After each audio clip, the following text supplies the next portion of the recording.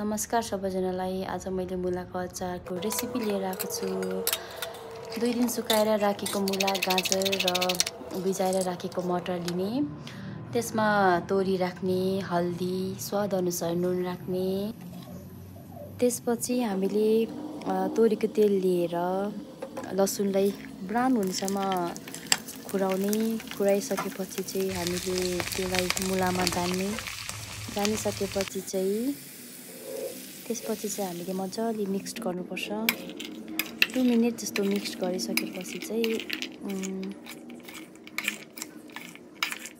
यतिको हुन्छ। यतिको भइसकेपछि चाहिँ हामीले सिसाको बयम लिएर सिसाको बयममा लाउने।